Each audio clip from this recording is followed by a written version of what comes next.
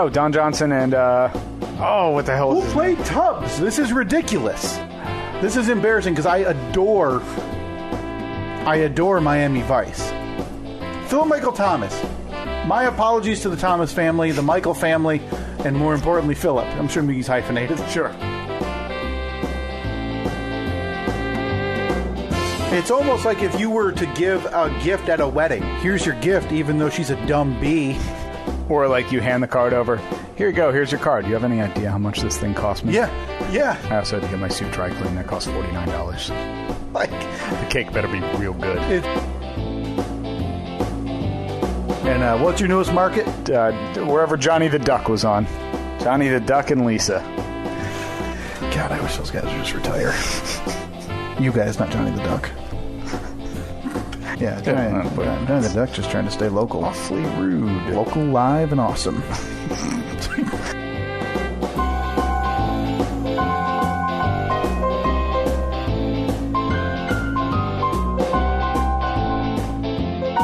Long live Johnny the Duck. It is the straight-laced, no-nonsense partner, Lisa.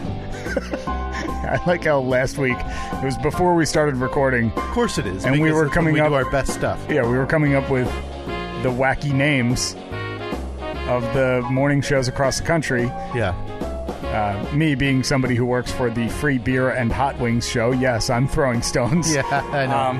And then we realized after like the fifth name or so that all of our names were just regular first name and an animal. Yeah, with alliteration. Yeah. Well, no, not even necessarily, obviously, Johnny the Duck. Yeah. But it's funny because, and this is a total deep cut, but I've talked about my love of Dan Lebitard and his show on this podcast, and he's been doing, during their podcast hours now of their radio show, he's been doing interviews in, air quotes, with essentially fake sports radio, a person from Scottsdale, Arizona. It's his way, he's thumbing his nose at ESPN, who's now saying they're going back to the idea of, hey, I don't want to talk any politics, nothing, nonsense. Yeah. This is sports only. So he's interviewing this guy from Arizona who says that he doesn't, no news, no politics, just sports. Mm-hmm. And last week he had another fake interview on of his producer, Harry the Horse. Of course. So you and I are actually on the right avenue with making fun of like radio names and how this could work. Right. Yeah, because if I remember, our idea was everybody was going to have an animal attached to their name, and it was going to be like, Steve the Snake, obviously. Yeah, but like the morning zoo. Okay. Obviously, and then who are you followed gonna be? By now, can you do, since you're Kyle, that's obviously a K, can you also do like a hard C? No, it's Kyle the koala. Okay. I was going to say Kyle the kangaroo. Oh, Kyle the kangaroo. Always jumping around. Yeah. Boom, boom, boom. Topic to topic. You can't tie him down. Steve the Snake.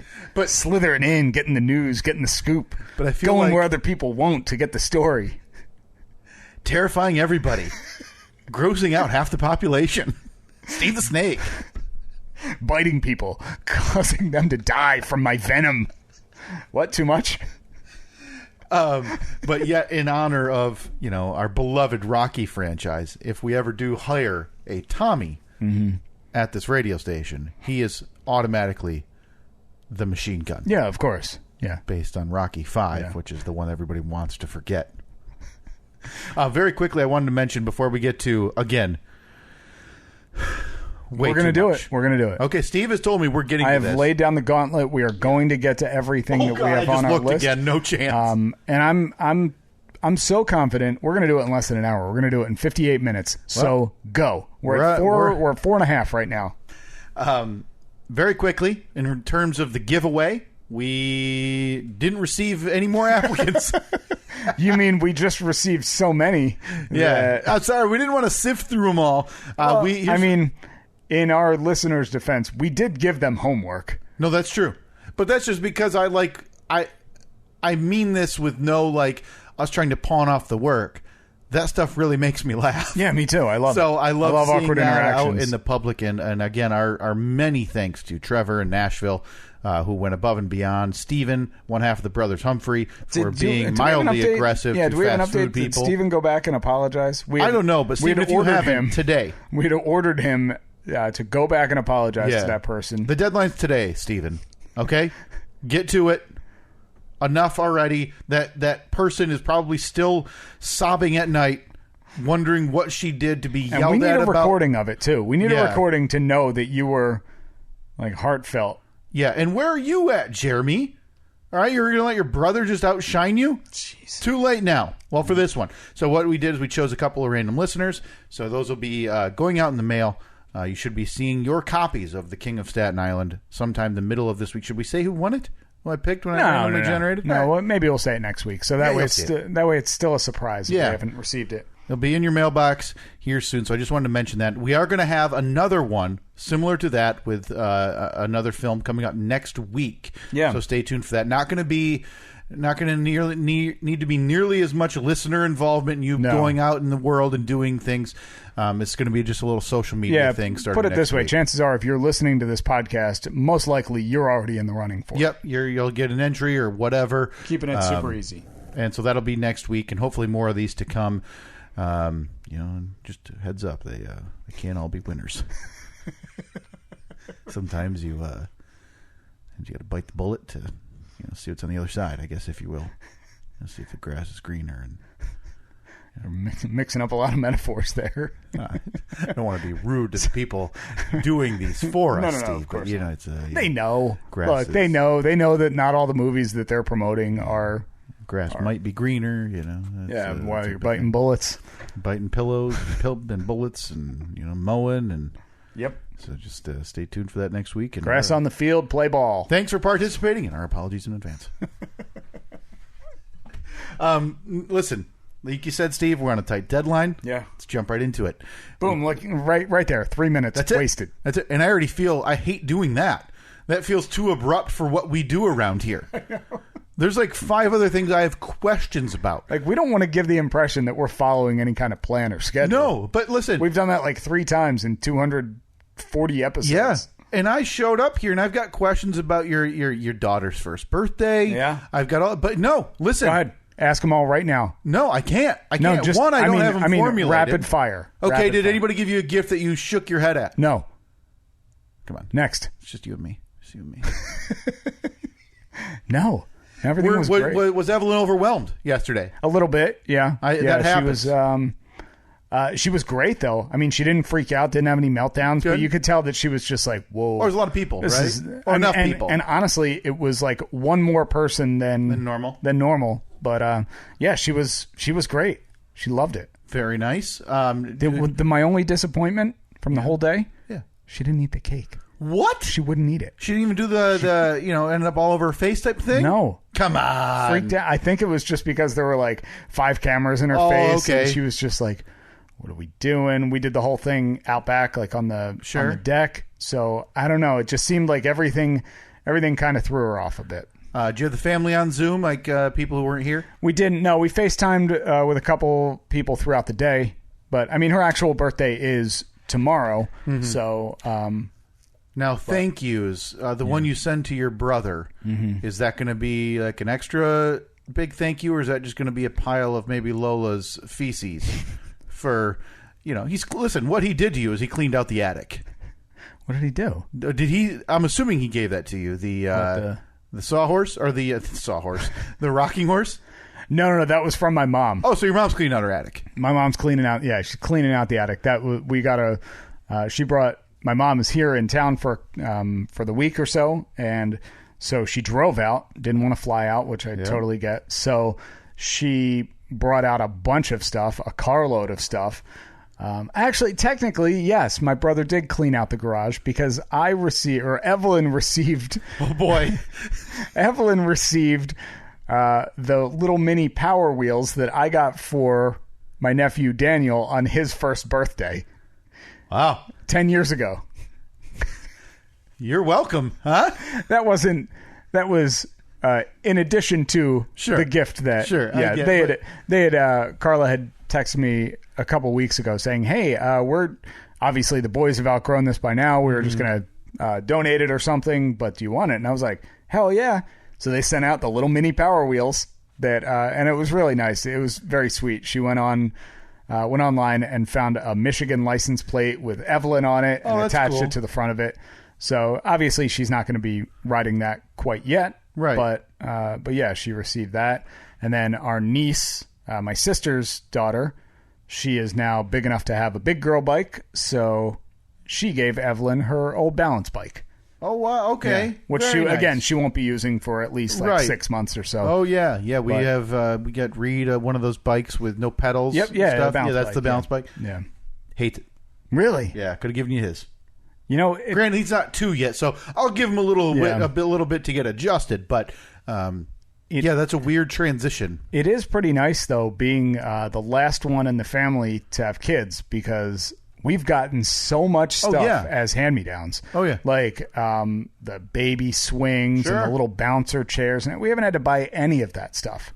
Then I put it on Marketplace and I hiked the cost up, so we actually profit off of them. Hey, yeah. Attaboy. Pretty nice, right? You could be like, my brother-in-law had 2 children. My brother had 2 children.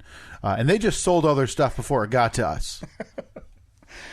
That does not surprise me about Robert. Not at all. Not at all. America's worst brother. I was trying to explain, and see, this is how it happens. I was trying to explain to my coworkers. That's right. We still have 47 minutes to wrap this all up. Yeah, we just got 8 topics that we wanted to get to today. We haven't gotten to one of them. I was trying to explain to some coworkers, because I love my brother, but it's hard to like understand when I tell people he broke my foot when I was 4.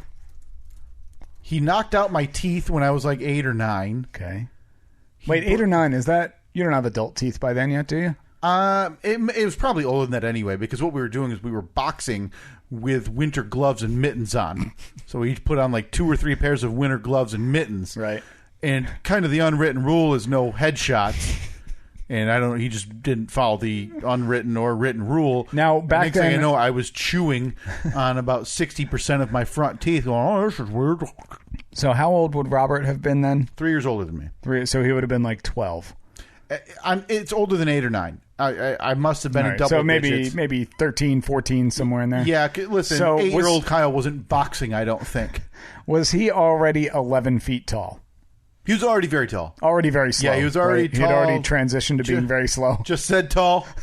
Hey. I said tall. I'm going to get another like stern interaction from Robert next time I see him, aren't I? Listen, the man doesn't forget. I don't think I've seen him since that 4th of July party. And the man doesn't forget. And boy, was he angry with me. We were at his house, and I hadn't seen him in a while. I said, hey, man, how are you? Said, fine. Hey, man, your grass looks beautiful. I mean, he had the nicest grass, the nicest front lawn I had ever seen. Every piece of grass, bright green, exact identical height. Yeah. Like, perfect. It's that grass that you walk on and you're just like, wow, this is like a carpet. Feels like a bed. This is incredible. Hey, man, your grass looks incredible. Yeah, what do you know about that? Okay. Some history. I can leave if you want. 1, with your lawn. Yeah. And 2, with just the overt rude nature. I only repeat what you say before we start recording. That's a pretty good policy. I like how it's worked, though. How apparently my brother can't stand you because you're rude. And, I mean, I'd call myself closer to Brother Mike than you at this point. Yeah, definitely. I mean, him and I talk usually I'm going to have week. to... Oh, man, I'm going to have to fix things with Ray? What the hell's his name? My brother? Robert. Yeah, Robert. Yeah. Fix things with him. Not with Ray. You know what? Not with Ray. That'll never happen. A name is... I did have we did a couple of friends of mine and I did a Zoom like last week, and that would have been the group that Ray would have been involved. If Ray would have been in. I know we've asked Frank this. Mm-hmm. We haven't... Obviously, I haven't talked extensively with the other friends from that group. I don't even know... Would I know anybody else from that group? Okay, no, so just Frank. Yeah. Okay. Just Frank. Would any of them have been in touch or still in touch with Ray? I know that one of them kept in touch with him for a little while, but even that is probably 10 years ago at this point. So whatever Ray didn't just fracture you and Ray, fractured the group and Ray. Ray kind of... I never want to know what happened. It's the mystery must build until the epic finale of this program, where at the end you just say, hey, Ray did yada yada yada yada, and I say, you know what, it's been a good run. We click stop and we all leave. Well, after a lot of weirdness with Ray, he was a teacher, and he was teaching. We were right out of college, so we're probably 23 or so. Okay. Ray got a teaching job. He, after 1 year, mysteriously left that teaching job. Oh. It was very odd. That's not how most of them work. Then he got another teaching job, and he taught there for about a year. And then it was, hey, surprise, I'm moving to Budapest. Hang on. So not just a few towns away. No. Ray moved to Budapest. Hang on. Let me just do Budapest non-extradition. Oh, he's back. Don't worry. Okay. Well, there is an extradition treaty, so that wasn't going to work for him. So he moved to Budapest. He was teaching there, taught there for a couple of years. That's when I completely lost touch with him. I know that he moved back to the States. I think he moved to Texas. He was living with a woman that he met while he was in Budapest, who was from Texas. I believe that they were going to get married, or they got married, or maybe they broke up. So literally any relationship status it could have been. Wow. He got in a bad car accident. I reached out to him then. This is after having not talked to him for years. Sent him an email and just said, like, because I think Frank had told me, like, hey, just so you know, Ray got in a bad car accident. Okay. So I sent him a message and I was like, hey man, everything, like, hope everything's all right despite all that other crap. Hope you're good. And we had like one or two emails back and forth, and that was it. I mean, I still know his email address. So you guys I still remember his cell phone number. Yeah. We could call him, but I know for a fact that when he went to Budapest, he gave his phone and his phone number to his brother, Sex Ed. But we could get the info from Sex Ed if we needed to, and that might be less uncomfortable for you than talking to Ray, right? Boy, I don't know. Because what if I were to just email Ray and just say, Ray, I don't want any conjecture. I don't want any BS. All I want is, from your side, lay out what happened and why you guys had a falling out, A to Z. And then you can present compare. it. You can present it to me, and I can say yes, no, yes, no. Yep, or do you want my written statement too? I would like to compare first before I bring both of your lies to the forefront. Because with something like this, inevitably, over the years, both sides, even slightly, have been altered. Oh, sure. Whether it's... I would like present things to you as I remember them, as I honestly remember them. But at this point, again, it's been almost 15 years. Yeah, a lot of details missing. Oh, plenty of details. There are plenty of times where I hear stories or I talk to friends and they're like, hey, remember when we did this? And I'm like, I have no recollection of that whatsoever. Yeah. So, at the time I know I was right. And I'd like to think that I still am. Yeah. But it would involve bringing in witnesses that I do not want to bring in. Okay. See, so this is why it dives deep. This needs to be... The plot thickens. This could be, because I have a lot of time listening at work now to music, whatever. Yeah. I pretty much listen to every podcast. Like I just consume them. This would make a really good little mini series. like a serial type thing. So you detail, the first 6 episodes are detailing what had happened with each of your stories, kind of alternating timelines. Each of your stories, leading up to that point, detailing the friendship, detailing the group, detailing whatever, and then you reach that. Oh man, where the two exactly, paths cross. I know exactly how my story would start too. Yeah. Yeah, I was born in a little town. It would be just like a Springsteen song. Yep. And the factory shut down. Daddy worked in the factory. Mom worked at the diner. I just wanted to get out of town. All I wanted to do was strum my guitar and play songs that people would like. I got to Monmouth University in the fall of '99. That's a pretty good Bruce. That's a pretty damn good Bruce. I'm walking up the. Well, you got to do it with like an underbite. Yeah, obviously. Walking up the clenched. steps. Walking up the steps of Pinewood Hall, freshman year. There's a guy sitting on the stairs. For some reason in my mind, he had one of those like little ping pong paddles with the rubber ball. Yeah. This is high school? Yeah, absolutely. Yeah, he's hitting one of those toys that you'd get at the dentist when you're 6 after getting your teeth cleaned without crying. Yep. And that's what this high school kid's doing. Obviously. No, this is college. So this is obviously with a leather jacket, but he's like pulled it up so it's like above his forearm. Yeah. And he's just ding, ding, ding, ding, ding, ding, ding, looks up. Hey. Kindred spirits. But then then that's when it would cut, and then it would cut to Ray telling that part of the story. And then you do so it's you do your ad break where you I haven't cash the check, and then can I do this? And I'll do it totally separately. You will So I'll say this. So you're volunteering to direct, produce, and edit. Well, producing's not hard. It's just like this, right? I'm just not gonna edit. A documentary about the trials and tribulations of my friendship with a guy named Ray. I heard he got it. Stephen Ray disconnected. Okay, and I'm thinking like 6-7 episodes.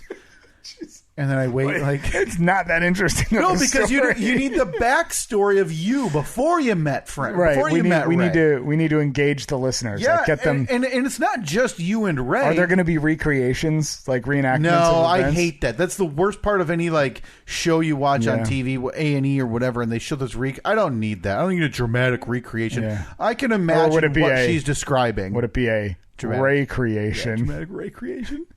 And then we're gonna have audio from the first time we talked about Ray on here.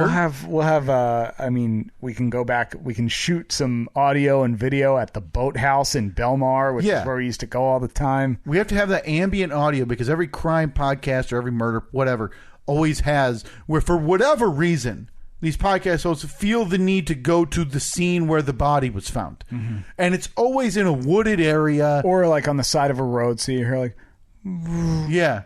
So then we'll need a couple minutes of B-roll of us walking through leaves and breathing in the cold air. There's got to be an old man's testimony of well, this is where it happened as far as I could remember. Yeah, we're going to talk to the local townsfolk.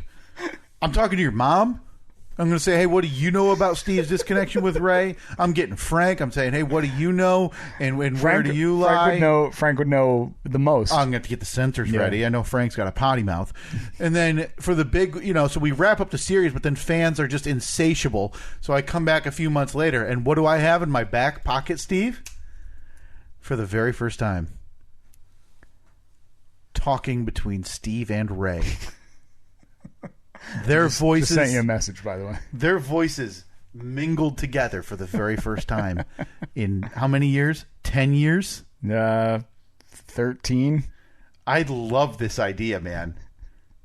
Oh, listen, there's so many options over there too, because I could find out other connections. Because listen, we weren't close for a while. You had a relationship from here to the hometown. Mm-hmm.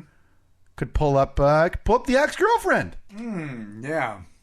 Sure she'd love to know what's going on. Well, she probably knows. How? How would she possibly know?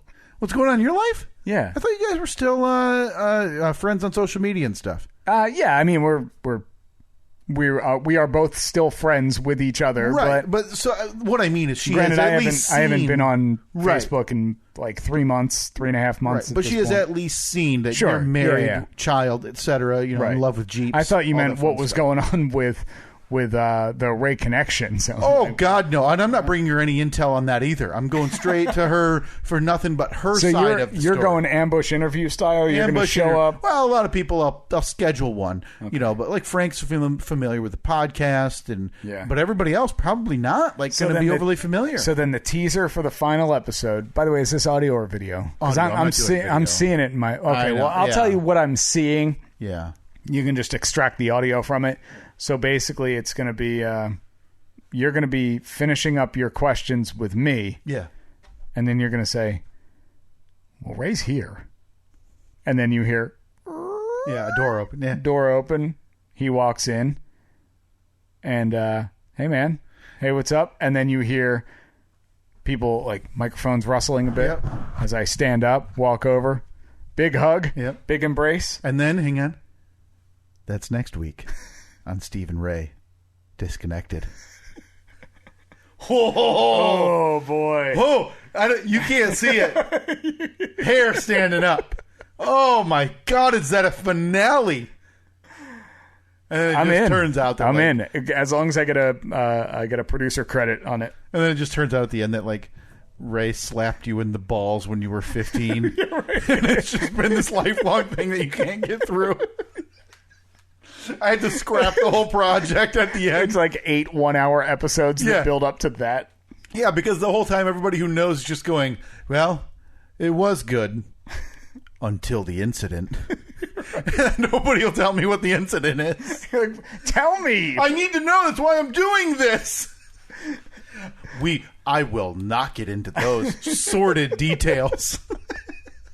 I got to tell you, that might be my calling card. I think that Zach, our friend Zach Ruddock, needs to come up with an introduction. Up with an intro for this. He has one that he put together that we're going to hopefully get to later on this episode. Very nice. Absolutely not a chance because we just went on a 20-minute tangent. Well, but listen, that's a verbal trademark. That's another Steve and Kyle podcast. Great idea to put in the bank. Zach, we gave you all the ingredients there. Old man saying, this is where it happened. Sound of cars going by and again, I rustling. I want the entire thing to feel super important. And then at the end, again, it's going to come down to Ray tickled Steve.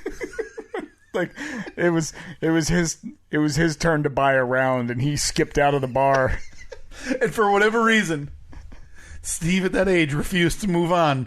And here we are today. Yeah, 22-year-old Steve. He was a stubborn man. Stubborn boy. That is a fantastic idea. Steve, we left last week. Yeah. Just a couple of weeks following you having to do a sleep test. Yeah. Now, you said this was because you were snoring quite a bit, right? Yes. According to my wife, I'm snoring like a freaking freight train. Yep. There have been a couple of times where I've woken up.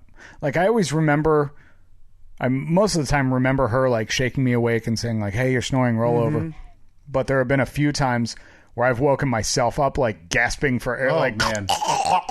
Okay. And so I told my doctor about it when I was at my physical a few weeks ago, and he got me in touch with this company. They dropped off the little machine. It's got a couple of sensors that I wear when I sleep, and I had to do this for 3 nights. So did the test, sent the thing back to them, and then a week ago, I got a phone call. It was weird. I got a phone call from my doctor's office at 5:45 on a Friday. So this all from start to finish was a week and a half? Yeah, I think I had sent the thing back to them, or they picked it up at my house that Monday. So my doctor's office called me 4 days later on Friday. But again, 5:45 on a Friday, they called and left a message. I didn't have my phone on me. And it was just, hey, it's the doctor's office. We just have some results to go over with you. Now, I'm assuming it's my sleep test results at that time because I had also gotten routine blood work done and everything.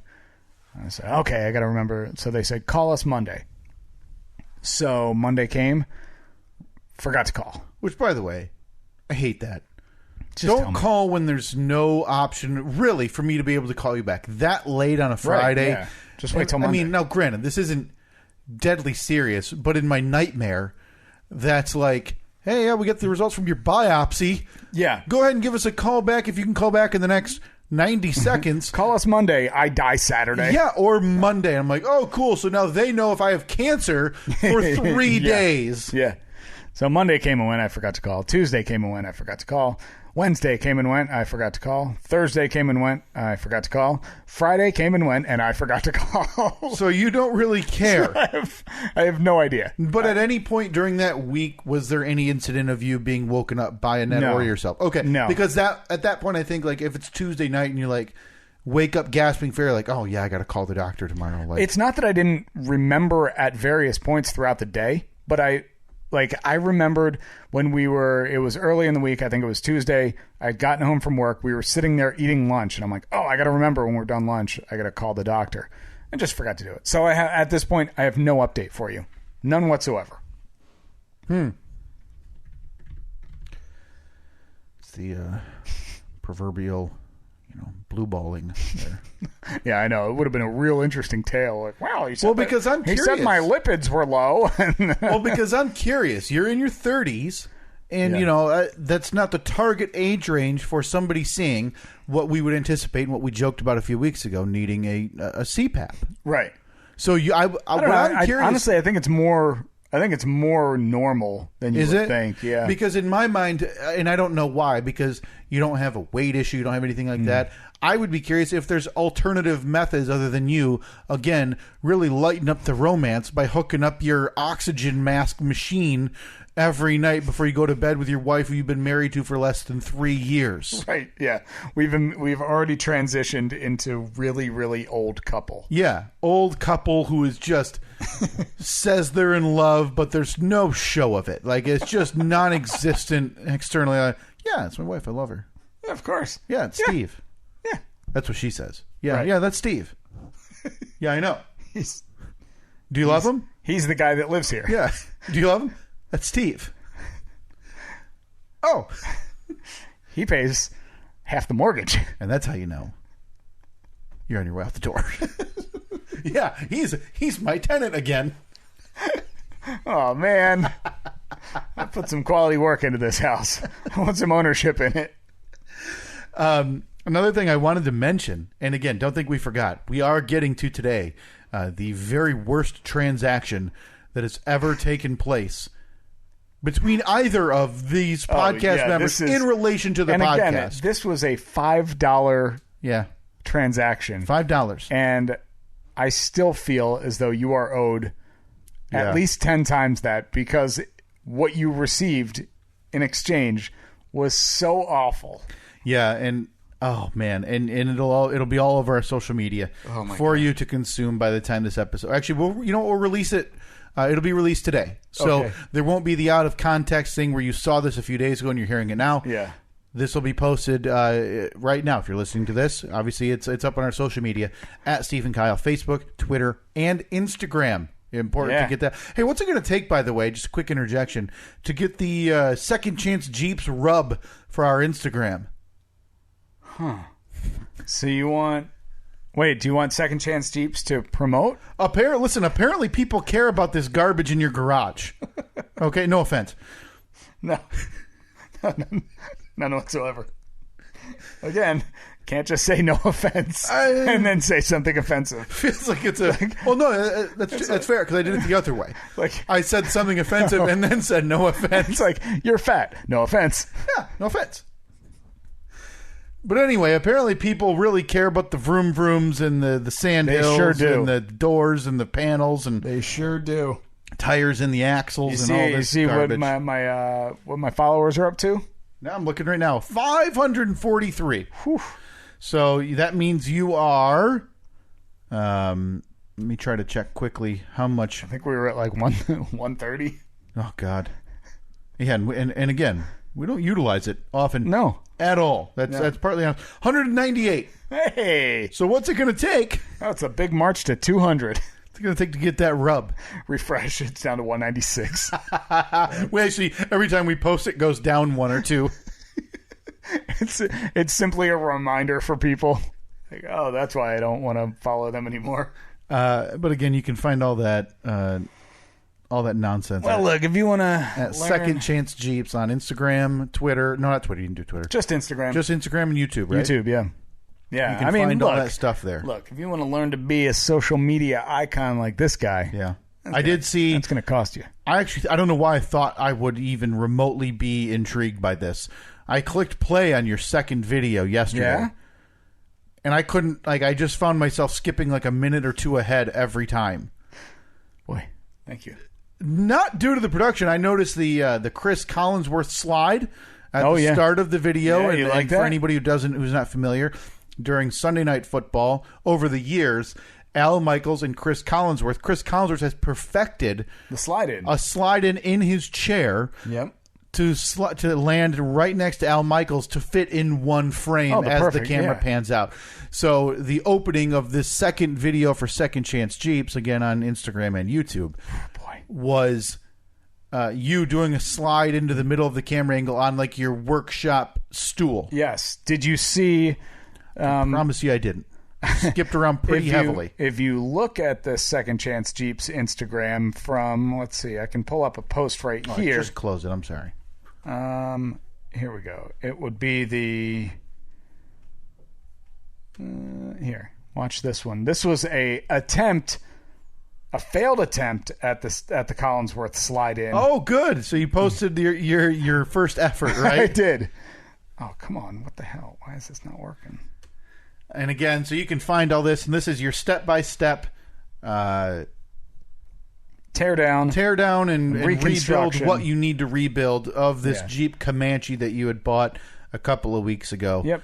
So here it is. Your dream car in a weird Here world.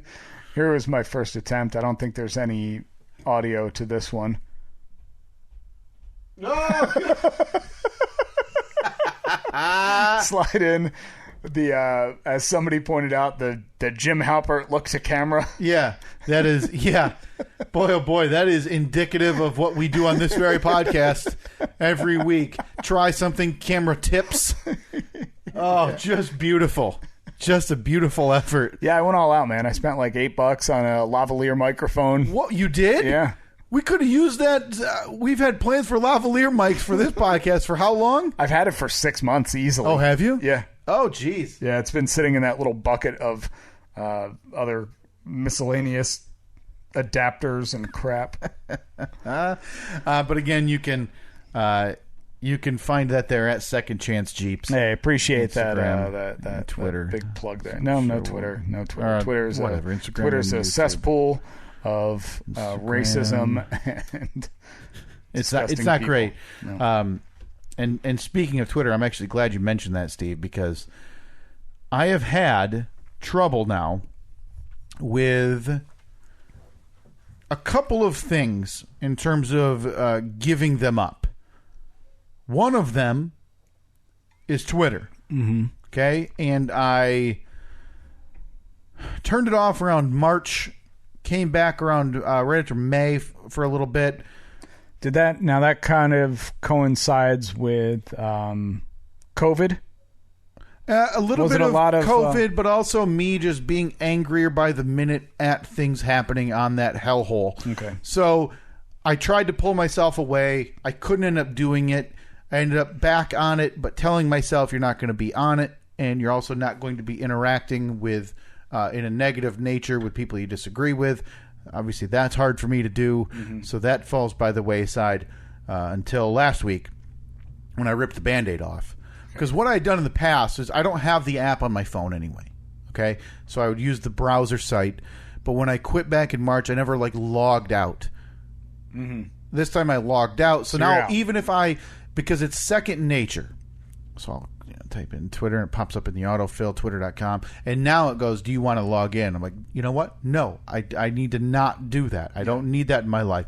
So now I have it on my laptop, which I open approximately twice per week. Mm-hmm. Once when I'm putting the introduction together for this podcast, and once when I'm at the podcast, and I leave our Twitter, Steve and Kyle, open to do poll results here when we have time for that.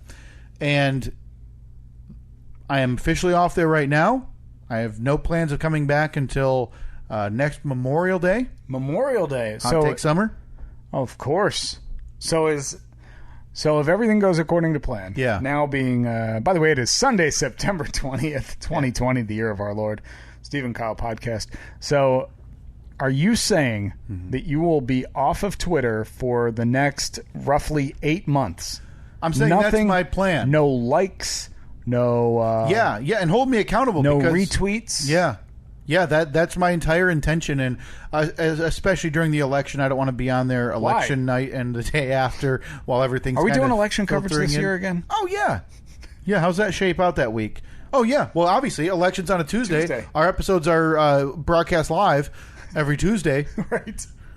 So yeah, of course, on Tuesday, November 3, Steve and Kyle from the Steve and Kyle podcast will be your home for election night coverage.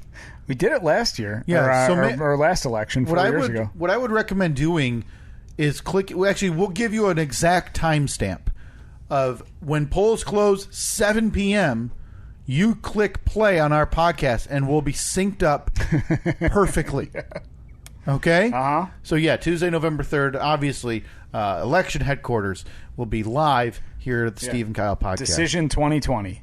But anyway, I want to be off of there for that. I'll follow it on television and deal with it like the majority of America and not, again, on that hellscape of a website that provides nothing to society. That is, but I'm telling you right now, that is more addicting for me and hard to kick than anything I've encountered. Yeah, it's. I'm surprised that that's the one that keeps you. For me, it's always been. It's much more so Facebook and Instagram than Twitter. Twitter, honestly, I've never enjoyed it. I never really. Yeah, I do it just because it's like, I don't know, if they're like, I retweet the podcast every week. But if you were to go back through my actual Twitter activity, there's a point, I bet, for 6 months in a row, all I did was retweet our podcast. Yeah. That's it. There's nothing else. Like, I get aggravated looking at it, and I'm like, why? This is like a voluntary thing. This is not something I have to do. I love that. I always feel like between sports and news, I like getting that faster. You know what I mean? I like knowing it quicker and being able to consume it all. And it's impossible to do that. And again, it's filled with way too much negativity alongside it and stuff that I don't need more of in my life. But that's a issue a lot of people have when it comes to that app. So is that because there's something I want to ask you? So how much time do you think Twitter would consume on a regular basis? Like couple hours. When you were in your heyday, a couple hours. Yeah, just because I would thumbing through, spare time, refreshing, and see what's trending. So see if there's anything on the news topics to see. Like, hey, I'm interested in that. Now, I'm sure the other night it would have been Ruth Bader Ginsburg. Yeah, and if I had not read, a tweet already saying that she had passed away, I would have seen her name trending and clicked on it and be like, oh, okay, she's either back in the hospital or has passed away, and that's obviously what we would have found out. But. But it's this constant, not constant refresh, but constant, half hour later, oh, I wonder what happened. Is that why then, so you obviously have a little bit more free time on your hands now, is that why you have decided to jump back into another arena that you have sworn off many times? So this is the problem. Being fantasy football. That's the problem, Steve, is that 3 years ago, and it happened years before, I hate fantasy football. I hate it. I've been playing since 2001. I was 14. Just shy of 20 years. Yep. And I have the stupid Yahoo receipts to prove it, because people are like, oh, no, you haven't. But your profile's there, and it has literally your entire history of your fantasy sports, like where you finished, what you played in that year, whatever. What's your best finish? I've won. It's 20 years, you better win at least one, otherwise you would have quit it 15 years ago. Big guy over here. I won the league. Yeah, won a couple wins in 20 years. That sure is a dynasty. Call you Tommy Touchdown. But years ago I realized that it made me hate football. So it was a double-edged sword, because I enjoy watching football, but what I didn't enjoy was getting mad at stuff that should not matter. I should not care who's getting the third down carries for the Jacksonville Jaguars. Yeah. I should not care about why the offensive coordinator for the Seahawks pulled their tight end from the goal line package when they're near the end zone. Right. And there I am getting mad at stupid, inane stuff that doesn't bother me. So that's the negative side of that sword. But on the positive, and this is why for me for years it was hard to kind of kick the habit, it made me know about more football than what I'm used to watching the Detroit Lions. And I as a football fan, I appreciated being able, hey, I know that guy, or I know how they, whatever. I know a little bit more about each team than I did. But eventually, I was just spite following. Like, oh, yeah, great. Mark Ingram, 9 carries, so they gave the backup 12 this week. Like, that's cool. Thanks. I spent a third-round draft pick, and I'm like, these guys are making millions of dollars. I'm in a $25 fantasy football league. Right. So what's in a $25 league, what's the max that you could win? Well, if you did winner take all in a 12-team league, the winner would take $250. Right? Yeah. But typically, most leagues will pay out 2 to 4 spots. So you get 150 would go to the winner, 75 to second place, and whatever. This is over a 17-week season. 17 weeks. So I was watching it out of spite. I wasn't the only thing I was enjoying, and this is why I kept coming back. I loved drafting. Loved it. You should just be a professional drafter then. And then just leave the teams forever? No. People hire you to draft their teams. Yeah, maybe.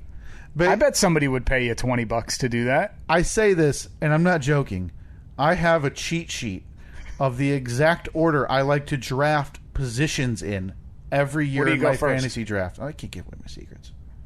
Are you crazy? I'm sure. Look, people are on the edge of their seat. Steve, I go the tried and true back-to-back running backs. Tried and true, so it's not your original thing. The it's first what 2 else picks, does. but for me, it's the order of how I do those following 8 picks, which are really the most important. I can't give away the secrets. That's good, because I don't want them. It moved away years ago, now that you asked, from running back, back to back. A lot of wide receivers started going a little higher than I liked. Their value became a little more inflated. There was a few years there where quarterbacks started to really pick up their draft position as well. And their average draft position for quarterbacks for a few years there were going in the top 5 or 8.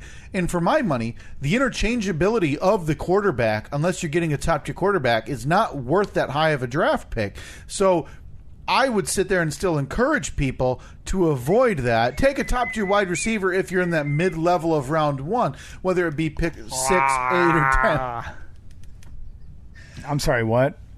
So anyway, 3 years ago, I said, and again, this is kind of what happened with softball as well. So it is kind of peas in a pod there.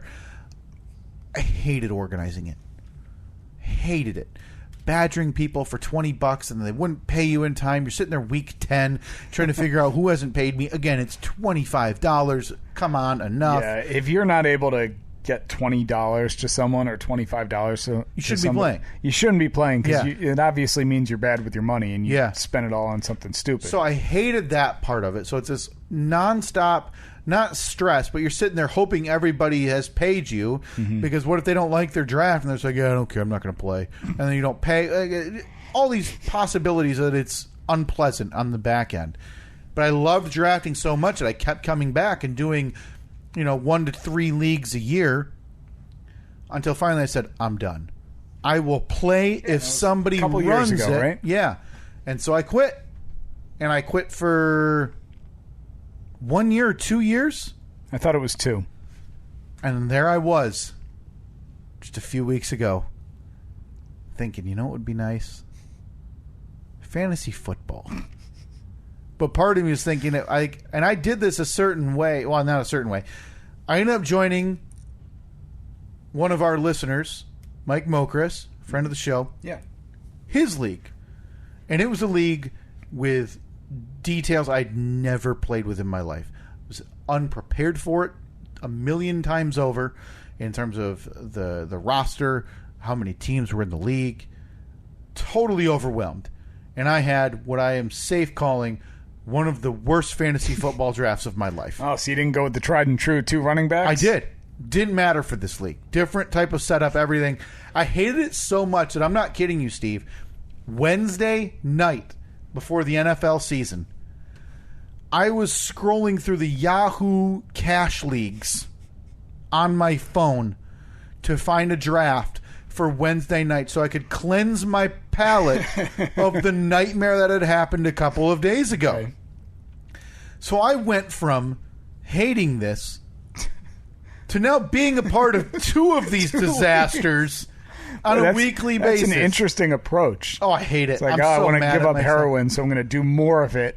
No, I hate heroin, so let me do 2 times as much cocaine. Because, again, I wouldn't do one if I had to run it. I hate that part of it. Right. I hate having to round people up and try to figure out when everybody...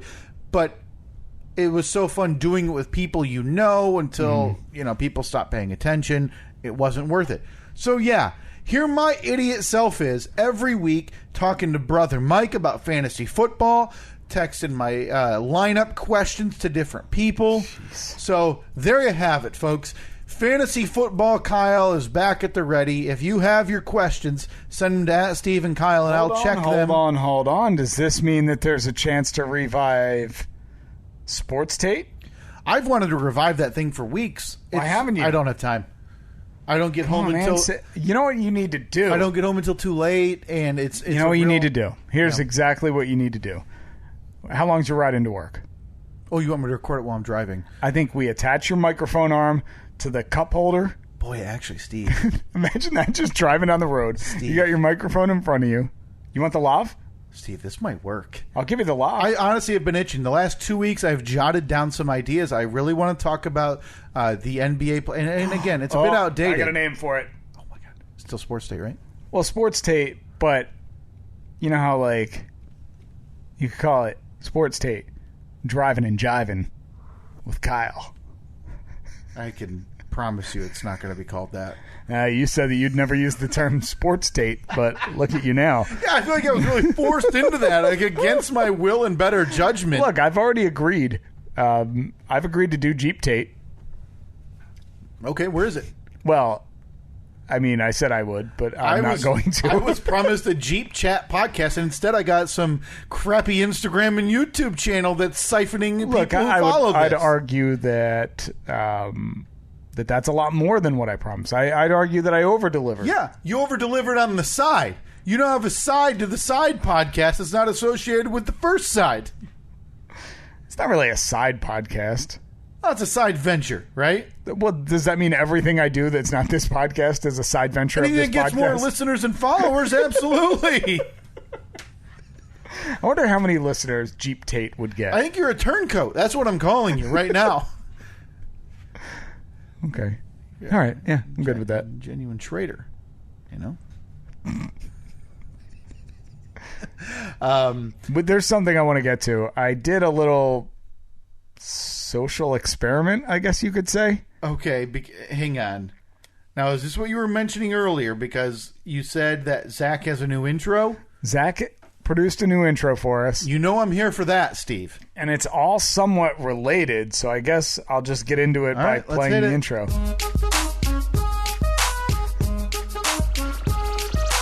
I'm gonna ditch some crack to some losers on the Facebook market. I'm pushing, looking for a scumbag on Steve's Facebook marketplace. I'm posting, looking for a scumbag. Need to hear it again. He's only using terminology we use. I'm gonna ditch some crack to some losers on the Facebook market. I'm pushing, looking for a scumbag on Steve's Facebook marketplace. I'm gonna ditch some crap to some losers on the Facebook market. Oh my God! And again, that is our friend, dear friend of the show, Zach Ruddock at ZACKRUDDOCK at Zach Ruddock on Twitter. God, follow him there. I love is that. Tremendous. Speaking of Twitter, very quickly, I wanted to mention he's more my friend than yours because he agrees with me on everything. My new best friend, Travis Branch. Oh yeah, what did that loser say? So mean. Travis has never been anything but wonderful to us. I just got amped up. Oh God, he sent us. I blame Zach Zach. Rodick I intro. blame Zach's intro, just throwing out insults. I'm gonna ditch some crap to some losers on the Facebook market. I'm posting, looking for a scumbag on the Facebook marketplace. Looking for a scumbag. I'm posting, looking for a scumbag. That's so good. My friend Travis Branchu, again, we're a couple peas in a pod. Him and I separated at birth, it looks like. Sent out told us that him and his significant other are having a baby. Steve. Hey, congratulations! Congratulations! He sent us. I don't know. Do you have our Twitter Hold open? on, I'm opening it right now. And Travis, as you know, when somebody says congratulations, your follow-up response to us better be thank you. Thank you can't be said enough. That's what you need to tell everybody who says congratulations, by the way. But he said, just wanted to let you know there will be a new Look at that picture. Yeah. suspension bridge fan entering the world come March. Oh boy, am I torn on this. I hear Kyle is a cool name, right? And I would say that's the only name that you could possibly use against your wife's probably preferred judgment. But yeah, neat little announcement there on our Twitter. Maybe we'll retweet that so everybody can see that. That's pretty neat. Wait. I didn't know what to expect when I saw Travis. Yeah, I feel don't like know. I haven't looked at a picture of him. No, not trying to be rude, but we talk to. We have communications with people that we definitely remember from the podcast. I see Travis' name pop up a lot. Sure. And I don't think I've ever gone through and clicked on his profile and looked through his pictures, you know? It's not what I expected. No, not what I expected. Not what I expected. No. Safe to say, though, well, kicked your coverage there, Travis. Oh, definitely. Yeah, your wife is way more attractive than you, Travis. Quite a little bit of an uggo. You are. Yeah. Yeah, you are. I guess it's smart that she's having your kid. Yeah. Way to wrap that one up. Mm-hmm. Can't, at least got 18 years where she Where she needs to talk to you. has to legally, have your phone number. Right. Yeah. Yeah, you did it, buddy. Yeah. You did good. Smart. That's a smart business move. That is a pro move right there. Mm-hmm. Well done, impregnating her. It sounds aggressive, but it's not. It should. Well, anyway, I hope your wife's a listener. Big fan. I would love to know. Travis, I want to know. Does your wife listen to this podcast? And if so, have you Did she listen? Yeah, until about 30 seconds ago when her husband was told, good job impregnating that. I didn't say that. You probably said her, but yeah, I didn't say I think that to make it a little more offensive. That would have been offensive. But anyway, congratulations to Travis That's great. and his bride. Yeah, they're wearing. That's a neat little she's wearing a shirt saying "Eating tacos for two," and surrounded by a plethora of tacos and stuff from Taco Bell. He's wearing a shirt that says "She's eating for two." I'm drinking for three. March 2021. That's great. That's we look forward to the. Let me tell you, Travis. If you go to StephenKyle.com/merch, Just gonna say there's some merch in there for babies of all ages. That baby would love to be taken home in a beautiful James Brown's legs missing onesie. Oh, God. Oh, that would be amazing. We can, we can only lead you to the water. You must drink, being the horse that you are.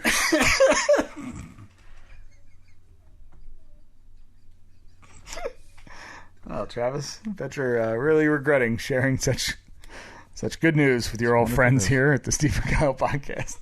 But again, even if you're unhappy about sharing the news, just remember, she's going to leave you any second.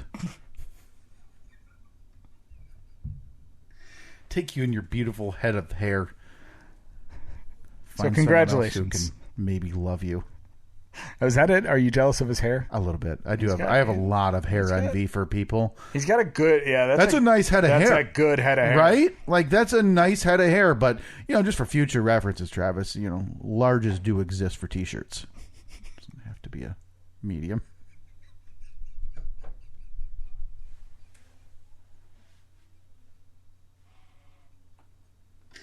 So getting back to my social experiment. Well, congratulations. Sorry for that interjection. Do we need a palate cleanser? Yeah. Can you...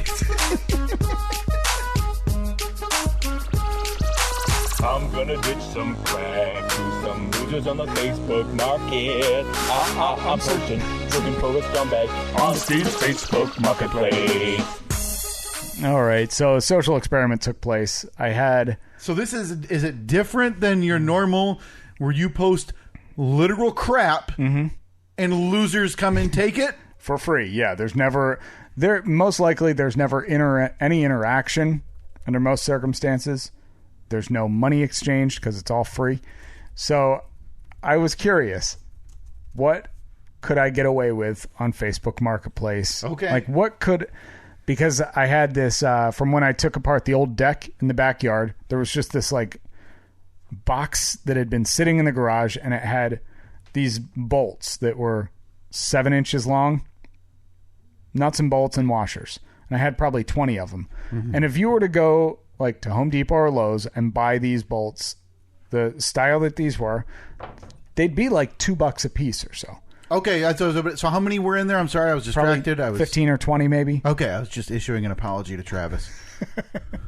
So they've been sitting in the garage for a couple of months now, and I'm like, I don't want to throw them out. I mean, that it's essentially throwing out money.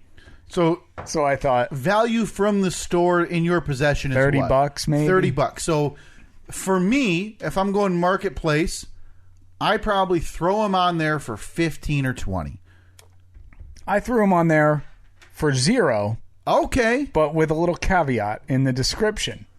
Okay. I said, just throw me a sixer of Oberon and they're all yours. Oh, so value, $10, $12. Out the door, If deposit that, yeah. and everything, right? Yeah. Okay. Yeah.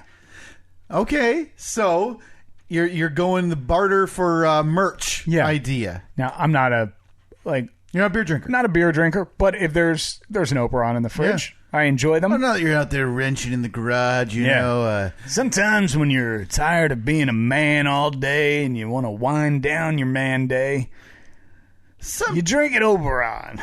Sometimes when the old lady's just been nipping at your heels nonstop and you need a reprieve, have an Oberon. Honey do? More like honey don't. Don't forget to bring me an Oberon, that is. Chores to do? Out the door, I'll catch you in the garage. The men's place. With an Oberon. That's right. Steve's living in the Archie Bunker world. Where the man of the house can't be bothered with your trivial home chores. Tired of the hens clucking? Head to the man cave. Had it up to here with the wah, wah, wah, wah, wah. Head to your own refuge, the garage, with an Oberon.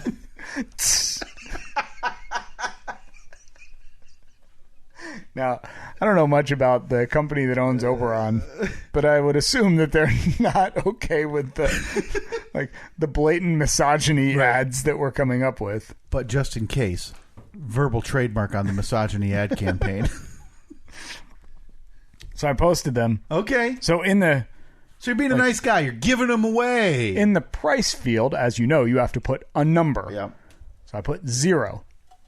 And obviously you don't have your address listed. So no matter what, they're going to have to reach out to you. Yeah, nobody's just showing up. So there's not going to be any miscommunication regarding this barter. Right. Good. Or so you would think. Okay. So immediately the messages start coming in. I'll take them. I'll take them. I'll take them. Is this available? Is this available? Is this available? I'm curious. Now this is for me the most exciting part because I want to know the follow-up because for me I would feel awkward saying like, did you see the bottom part? Wink, wink. That's what I said. Did you really? Did you see the end part? Or what? Okay. I kept saying, I replied, did you read the whole ad? Did you read the whole ad? Okay. So the first 3 or 4 people said, like a few of them, I said, did you read the ad? I can see that they have read my message, and then they never replied. And then a few people, oh, sorry, I didn't read the whole ad. I'm not interested anymore. Well, yeah, okay, because again, It's the rush for free stuff. $8 is really going to... Yep. I mean, I guess there's a reason you're searching the free group on Facebook Sure. Marketplace. Message after message. One after the other for 2 days. How many, like if you had to guesstimate, and I'm not asking you to go through and count, from start to finish of people who either didn't read or didn't reply when you told them to read, how many do you think you got? 30. 30 people didn't read start to finish. Mm-hmm. So you would have been you could have easily put on the end of the ad, show up to buy these and I might cut your leg off.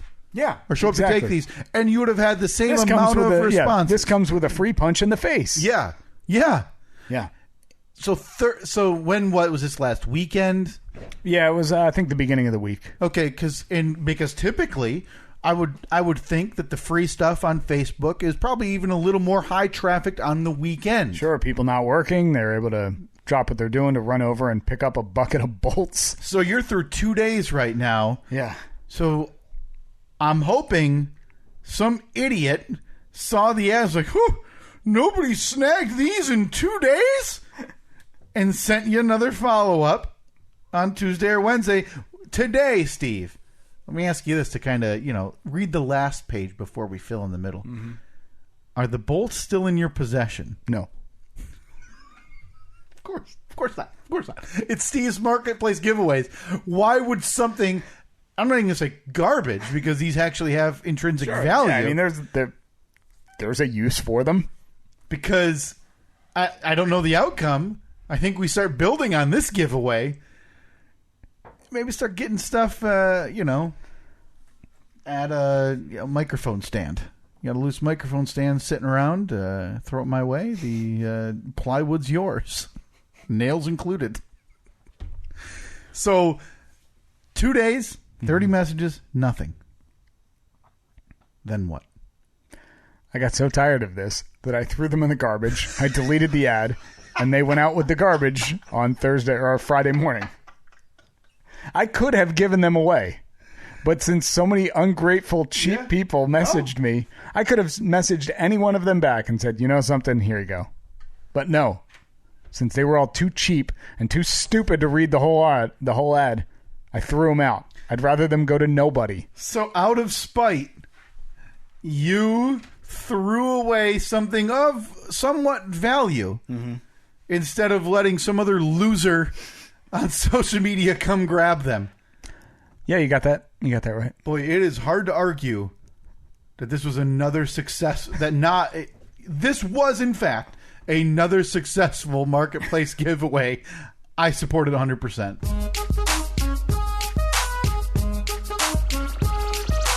I'm gonna ditch some crack to some losers on the Facebook market. I'm pushing, looking for a scumbag on the Facebook Marketplace. Oof. I hate it. I can't believe... I honestly... That should have worked. Should have worked. Yeah. $9. But I think that people just don't know the value of anything. They just see free and they want... They just want to take it. Yeah. No question. So, no question. Sorry, losers. Better luck next time finding out Steve's address to come pick up crap. We're going to have to punt some stuff, but I wanted to get to... We got another intro that we need to play. Oh, we absolutely do. Because there's two things we need to get to, and both of them have introductions. Yeah! Hey, folks, viewer mail time again. Oh, here's one from Sally, age 14. Dear Pig. Seamless. What do you got over there? Again, go down in the lab. A little piece of me stays down there, just like with that intro. Steve, we got some mail. We got some stuff to the radio station. Yes. Which is this still being... Listen, we should probably say, you mentioned it to me when I saw the package. Is this being forwarded? I would assume so, because that was sent to the old radio station address. As we talked about at great length, the radio station went under the knife a couple of years ago. Yeah. In doing so, the address of our building actually changed. So if you need to send something to us, just shoot us a DM on Twitter or a Facebook message first, so I can give you the actual address. Yeah, because this worked this time. I just don't know. Like, when you forward something, sometimes it only lasts a year. It expires after a year. So, yeah, please. This was sent to the Steve and Kyle podcast. Yep. Care of, and that's the Free Beer and Hot Wings show. I'm not going to read who it came from because it looks like it came from an eBay user. Okay. Oh, boy. It's wrapped in bubble wrap. You know it's expensive. It's wrapped in bubble wrap and another package, Steve.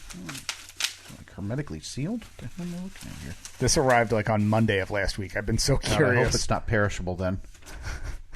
Okay, looks like there's a little bit of note in there. Steve and Kyle, thank you so much for the purchase. So this is from the... that's from the eBay seller user. Yeah, I'm not going to say what it is until I open it here. What? Take a look. I don't know what those words mean. Take a look. Oh! What is this? Look at that! Scented wax melts. So you put these in a warmer, a warmer that you plug in, scented like a York peppermint patty. Wait, do we have a... Now we need to go out and buy a wax melter? I think I have like a warmer. It's literally just something you plug in. You put like one or two of these in. Yeah, you need to bring that. It warms it. Yeah, let me see if I have it at the house. We'll plug it in down here. And we'll have all the smells and sounds. Well, again, this is another instance. Oh, it smells just like it. Does it really? Okay, I want to eat it. Can I eat it? Take a bite of it. Let me see if there's a warning on it. Nope, no warning. Must mean it's edible. There's no warning, so worst case scenario is I can, file a lawsuit, right? Go for it. Take it out. I'm not going to eat the candle. Why would I do that? I was shocked when you were like, okay. What is this, like Fear Factor? Like 2005? Okay. You have to eat 14 cockroaches to win $10,000. And then wash it down with a slug puree. And I peed in it. I don't think I ever watched Fear Factor once. I don't think that's... I do believe... Oh, boy, I actually don't remember if somebody reached out to us to tell us they were sending us something. I don't think so. Please tell us who sent this, because I don't believe it's the person on the address. I don't want to say that name. No, it's obviously just from eBay. From the seller. So please let us know who you were that sent these to us. Because that is tremendous. I have a feeling it's one of the friends of the show, but I'm not going to, say thank you to anybody if I don't have to. Yeah. So screw that. Let us know who it was that sent that. That is a delightful gift that we can utilize here and in APS 4.0 coming 2020 never. Yeah, it's kind of been put on hold. Cool. Look at the shock in my face. Well, I bought all the stuff. No, I know you did. I bought all the electrical. I'm not saying anything. I framed out 2 walls. I did. I don't mean it negatively. No, of course not. Simply saying I'm not remotely surprised. That's all. I couldn't be less surprised. Remember last studio we joked about having like drywall sponsors and insulation sponsors? Yeah. We should do that again. Looking for those again? All right, we're on the hunt. Hey, if we know anyone who does spray foam insulation, oh yeah, preferably the kind that is free. Oh, the rare insulation that doesn't cost money. Wow, that stuff's expensive. No, I know it is. We priced it out a couple weeks. The stuff we want. Oh, that's right. Didn't we? What was like insulationllama.com or something? The insulation cow. Wasn't that what it was? We were on. I can't find it. Did they ever get back to you? They didn't. Remember we sent in... Yeah, we sent in a quote. The soundproof cow. The soundproof cow we were looking at. But yeah, insulation is expensive. So yeah, if you do spray insulation, got a 9x10 room, 8-foot ceilings. We want that stuff sprayed on thick. Yeah, we'll pay. No, we won't. No, we're serious. We're paying nothing. This is how you end up throwing bolts in the garbage. But thank you again to whoever sent that. Please let us know so we can properly thank you and via message in private and on the podcast here next week. Hey folks, viewer mail time again. Oh, here's one from Sally, age 14. Dear Pig. Boom, boom, boom. Boom, boom, boom. Oh, beautiful. Comfortable calling that my magnum opus. We are Let's see, 17 minutes past the deadline. How many did we get, Steve? How many on our list that we wanted to talk see. about? How many did we get to? Got to that. Got to that. Got three, to that. Got four. to that. 4 out of 7. 4 out of 7. You know, I'd argue that's Hey, that's Hall of Fame baseball. that's pretty good. Unemployment line NFL quarterback. Mm-hmm. Really good NBA field goal percentage. Sure. Really terrible free throw percentage. Yeah. Yeah. Win some, you lose some. Not bad, huh? Not bad at all. So one more thing we have to get to Oh, yeah? by the end of this episode. Oh, God, yeah. Kenny Rogers. Back to the wheel. You've got to know when to hold up. Fact of the week. Know when to fold 'em. Factoid. All right. Kenny Rogers factoid of the week. Steve, we spent a lot of time here talking Kenny Rogers and talking his outside projects. A lot of people forget about his music. Yeah. You know, especially if you listen to this podcast. Most people now know Kenny Rogers as the amateur tennis player at a pro level, photographer, interior designer, chicken magnate, and chassis builder that he actually is. Quite a And- resume. And forget about his music, Steve. So I'm going to bring it back to home base a little bit here. Okay. Steve, Yes. Kenny Rogers performed with something called the New Christie Minstrels. Now, I don't know if they're another group. I don't know what they are. But he performed with them at Kent State. Kent State. Okay. Less than 1 week after the Kent State riots. After. So he went there and performed. And now, I don't know if this is, I highly doubt it's to the degree it is now, but you see on television now, you know, when a disaster happens, within 2 weeks they have a massive celebrity-laden telethon, right? Right. Obviously, back when Kent State happened, oh boy, and again, this is not my sweet spot in terms of history, Steve. When did the Kent State shootings happen? Oh, I thought it was late 60s. Late 60s, early 70s. Probably 1970, it looks like it happened. May 4, 1970. 4 dead, 9 injured in the Kent State shootings. All unarmed by the National Guard. Just a terrible tragedy back in 1970. Mm-hmm. But back then, it wasn't like it is now, where Hurricane Katrina happens and then millions upon millions of dollars are raised via, you know, essentially electronic donations and phone donations to celebrities within weeks. So I want to say it was something along those lines. I'm trying to pull up full details regarding his show. But yeah, he was there less than a week later, Steve. Pretty impressive. At Kent State. I mean, I'd expect nothing less from the roaster. Isn't it? Is it weird to go there less than a week later? Like, are people ready for the gambler? I don't know. No. Yeah. Yes. I don't know. Okay, It was not, you know, I need to know the mood. I don't know what the mood of the room was. It couldn't have been positive. Couldn't have been good. Right. So, But I mean, maybe that's what, you know, that's what you do, though. Your attempt is to try and help the healing. I don't know, man. I'm trying to figure out what the song is. The title track of this album dealt with love and brotherhood. It was a national top 20 hit. Topped WRKO's 1970 Top 30 survey, the first of many songs Kenny would sing that had elements of sadism under a gentle surface. Whoa! Released a month or so after the Kent State shooting, so I believe the song drew a standing ovation the night it debuted live. I believe he debuted a song there after the Kent State after the shootings. So, listen.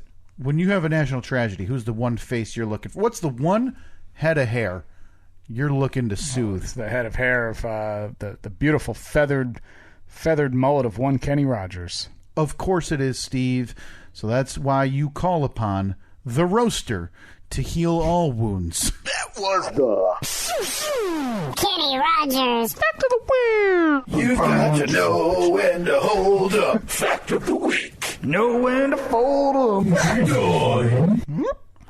I do have a little feedback, a little follow-up quickly. There was another song, Tell It All Brother, which he hadn't sang in years. The first time he sang it was at Kent State in the middle of the feedback with the police, is the way USA Today is putting it. It's a weird way to put shootings of unarmed students. Yeah. Strange. So yeah, I'm guessing that's why he went there. Was like maybe not a pick me up, but maybe like throw some money in the coffers here as I perform a live show for the benefit of these students who were shot and killed. The man did it all: chicken, race car chassis, healing the public.